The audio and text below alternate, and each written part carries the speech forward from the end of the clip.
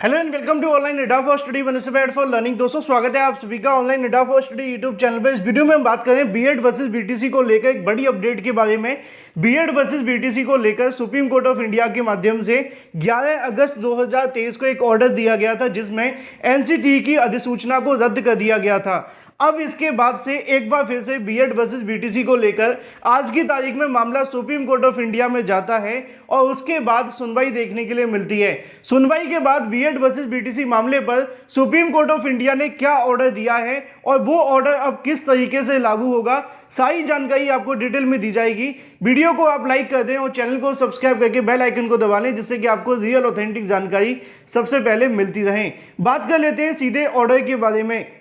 BEd versus BTC मामले पर आज की तारीख में सुप्रीम कोर्ट में हुई सुनवाई के बाद से काफ़ी कुछ आप सभी को पलटा देखने के लिए मिलेगा, यानी कि बदला देखने के लिए मिलेगा। उसकी खास वजह क्या है कि आपने देखा होगा जब 11 अगस्त को सुप्रीम कोर्ट ऑफ इंडिया ने अपना ऑर्डर दिया था उसमें 28 जून 2018 के नोटिफिकेशन को रद्द कर दिया था। लेकिन सुप्रीम कोर्ट ऑफ इंडिया के माध्यम से अपने ऑर्डर में यह भी कहा गया था कि जब तक वो नियम रद्द नहीं हो जाता है, यानी कि जब तक कोई कानून वैध रहेगा, जब तक किसी न्यायालय के माध्यम से उसको रद्द नहीं कर दिया जाता। लेकिन आज जब 3 जजेस की खंडपीठ के माध्यम से इस मामले पर सुनवाई देखने के लिए मिली तो उनके माध्यम से दिया गया ऑर्डर पूरे के पूरे अगर बात की जाए सिनारियो को पलट करके रख देगा। वजह क्या है डिटेल में बात कर लेता हूं। पहले मैं आपको बता दूं कि बीएड वर्सेस बीटीसी को लेकर एनसीटीई के माध्यम से अभी तक अपनी कोई अधिसूचना जारी नहीं की गई। पुरानी भर्तियों के बारे में, अभी चल रही भर्तियों को लेकर या फिर उन सभी भर्तियों के बारे में जिनके रिजल्ट आने हैं या जिनकी परीक्षा होनी है या कुछ भी उनका प्रोसेस रुका हुआ है, इन तमाम मामलों को लेकर छात्रों के मन में संशय है। अब इसको लेकर अलग अलग राज्यों के अभ्यर्थी अपने मामले को लेकर सुप्रीम कोर्ट ऑफ इंडिया में जा रहे हैं जिससे कि स्थिति स्पष्ट हो सके।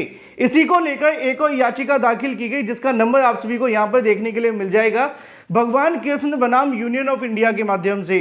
अब इस मामले पर सुनवाई करते हुए जजेस के माध्यम से ऑर्डर दिया जाता है। पहले मैं आपको एक छोटा सा वीडियो दिखा दूं, फिर उसके बाद बात कर लेते हैं पूरे ऑर्डर के बारे में, जस्टिस के माध्यम से दिए गए इस ऑर्डर को लेकर।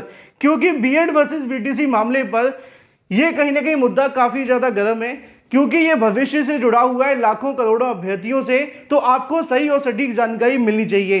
पहले हम बात कर लेते हैं उस वीडियो को लेकर जो कि सुप्रीम कोर्ट ऑफ इंडिया ने जारी की है।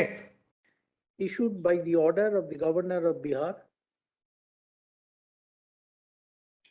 as also the advertisement dated 30th May 2023, issued by the Bihar Public Service Commission. Not with this part may be deleted, not this part, not other. But this court expects that the state of Bihar shall follow or shall abide by the judgment of this court delivered on 11th August 2023. We have to remove the prayer A. No, prayer A, but it shall not extend to.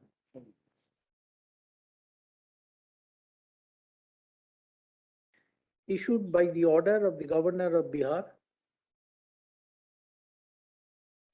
as also the advertisement dated 30th May 2023, issued by the Bihar Public Service Commission. Not with this part may be deleted, not this part, not other. But this court expects that the state of Bihar shall follow or shall abide by the judgment of this court delivered on 11th August 2023. We have to remove the prayer A. No, prayer A, but it shall not extend to.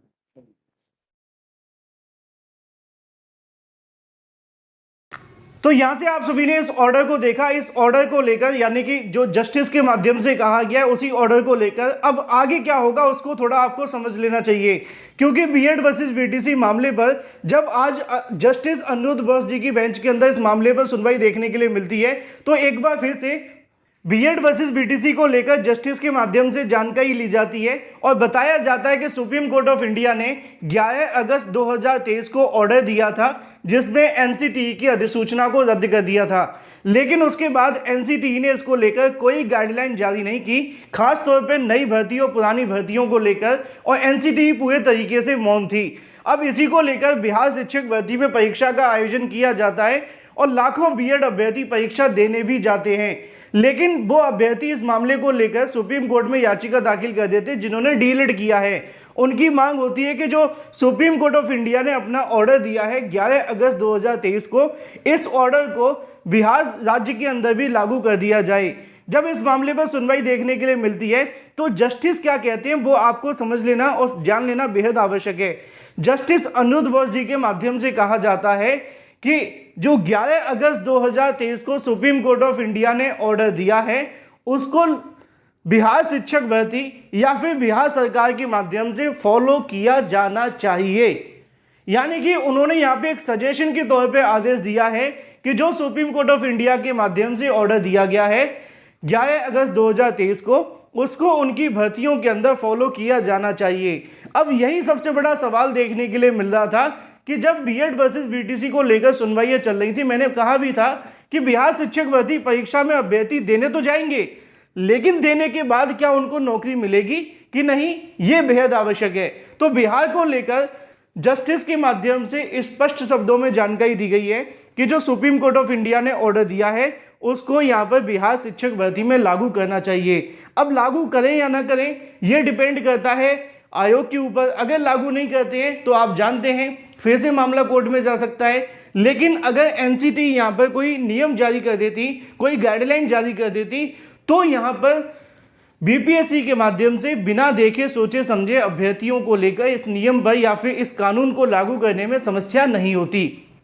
तो फिलहाल ये बात हो जाती है कि प्राथमिक को लेकर सुप्रीम कोर्ट ऑफ इंडिया के माध्यम से क्या ऑर्डर दिया गया है, लेकिन सुप्रीम कोर्ट ऑफ इंडिया के माध्यम से पुरानी भर्तियों को लेकर भी अपना फैसला पलट सा दिया है। उसको थोड़ा आपको समझना पड़ेगा। क्यों? क्योंकि सुप्रीम कोर्ट ऑफ इंडिया ने अपने ऑर्डर में 11 अगस्त को कहा था कि जो भर्तियां पहले से चल रही हैं, जब तक ऑर्डर कोई भी यहाँ पे जो एनसीटी का अधिसूचना जारी की गई थी 28 जून 2018 की, वो जब तक मान्य होगी जब तक उसको रद्द नहीं कर दिया जाता।